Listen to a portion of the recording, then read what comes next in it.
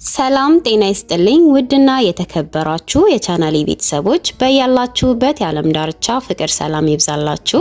የቀነኒ አሟሟት እንዳነጋገረ ሳምንታቶችን አስቆጥሯል። ቀነኒ አሟሟቷም ሆነ የሞተችበት ምክንያት ምን እንደሆነ ሁሉም ሕዝብ ማወቅ ይፈልጋል።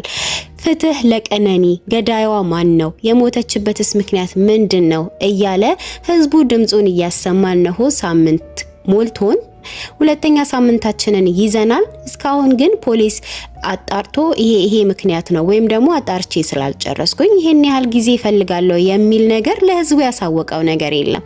ህዝቡ በዚህ ቁጣ ላይ ሳለ ዛሬ አዲስ መረጃ ወጥቷል። እሱም ምንድነው? ከዚህ በፊት ሲባል የነበረው ቀነኒ ከአምስተኛ ፎቅ ላይ ራሷን ጥላ ሞተች ነበረ እየተባለ የነበረው። ይሄ ደግሞ ብዙ ሰዎችን አላሳመነም። ብዙ መወዛገብ ውስጥም ገብቶ ነበረ። ራሷን ጥላ ወደቀች፣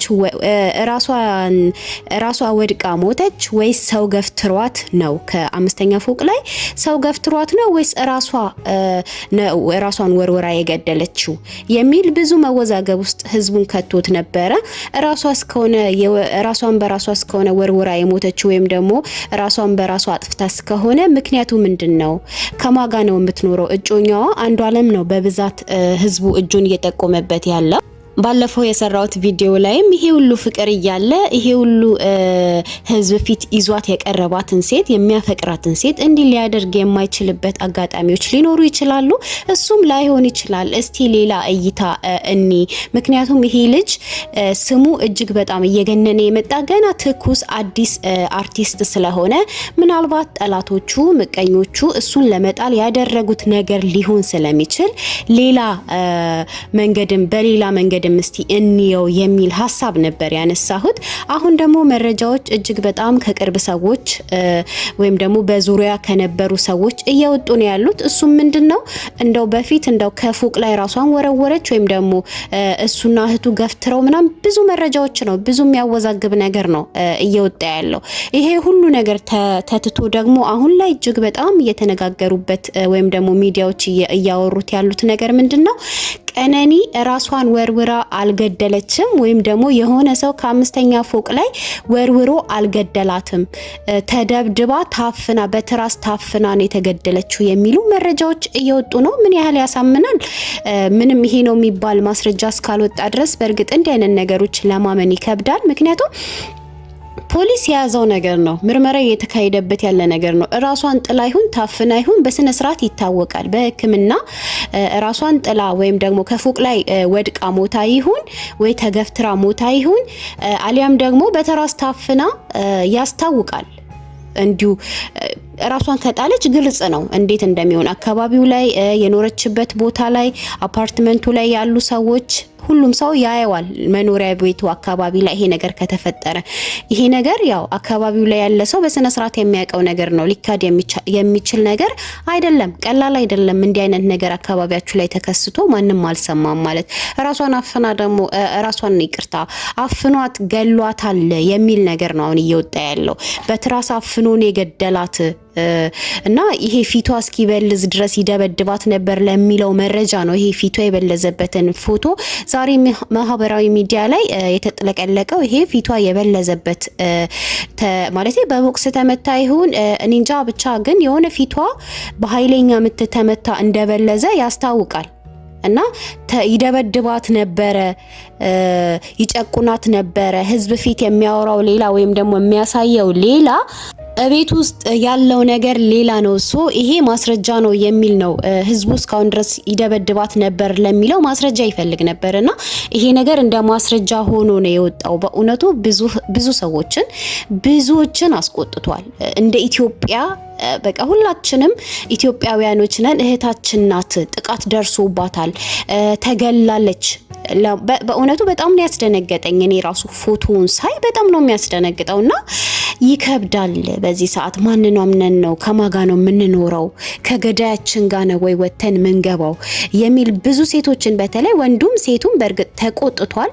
ለምን እንዴት አሁኑኑ ፖሊስ አጣርቶ ነገሩን ይፋ እንዲያደርግ እንፈልጋለን። ከዚህ በፊት ዶክተር ቤዛ ላይ እንደሆነው እንዲሆን አንፈልግም። ተድበስብሶ እንዲቀር አንፈልግም። ፍትህ እንፈልጋለን።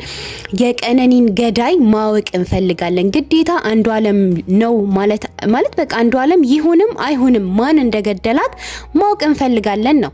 ብዙ ሰው ብዙ ነገሮች ብዙ ሁኔታዎች የሚያመላክቱት ግን እሱ ላይ ነው። እጃችንን ሁሉም ሰው ጣቱን እንዲጠቁምበት እንትን የሚለው የሚገፋፋው ከሱ ጋር ያለው ነገር ነውና በጣም ብዙ ሰውየው ቲቪተኛ አስቸጋሪ ሰው ነው ምናምን ይባላል። በጣም እርግጠኛ ሆነን ማውራት አንችልም። ያላየነው ነገር ነው ያየነው። እያንዳንዱ ቪዲዮ ላይ እሷ በተለይ ቪዲዮ ላይ አይታችሁ ከሆነ ሙዚቃውን ሲሰራ ክሊፖቹን ሲሰራ ቪዲዮዎችን ሲቀረጽ ምናምን ከጎኑ ሆና አብራ ሆና ሌሊቱንም ቀኑንም በጣም ሰፖርት ስታደርገው ነው እንደምታዩት ቪዲዮ ላይ የሄደበት ሁላ የሄደች በስራ ሰዓቱ ከጎኑ ሆና እጅግ በጣም እንደምትረዳው ነው የሚያሳየው። በዚህ ሁሉ ፍቅር ውስጥ ያሉ ሰዎች በጣም ይከብዳል።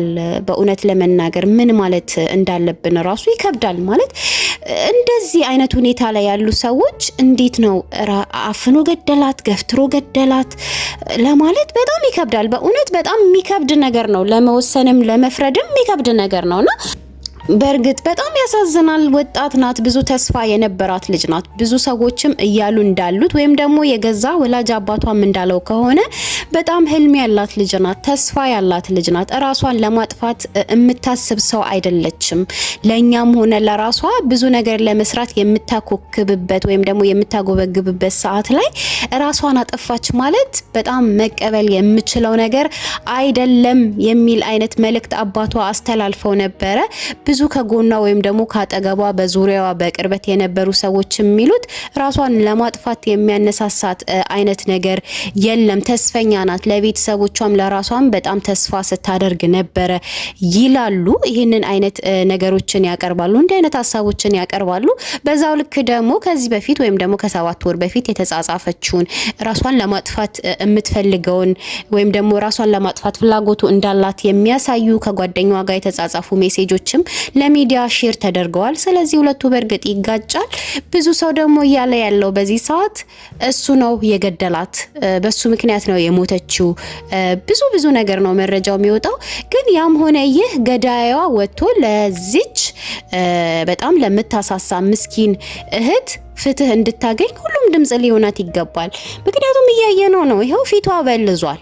ፊቷ የበለዘው መቼም ተስማ አይደለም አይደል እንዴ? ተደብድባ እንደሆነ አይኗ ስር ያስታውቃል። የድብደባ እንደሆነ ብልዛቱ የድብደባ እንደሆነ ያስታውቃል። ብዙ ሰው ሲስቅ ስናይ ምንም ችግር የሌለበት ምንም ሀዘን የሌለበት ይመስለናል። እና ራሳቸውን በሳቅ የደበቁ ሀዘናቸውን፣ ህመማቸውን፣ ቁስላቸውን በቃ በደላቸውን ሁሉ በሳቅ የደበቁ እህቶች እንግዲህ ፈጣሪ ይድረስላቸው።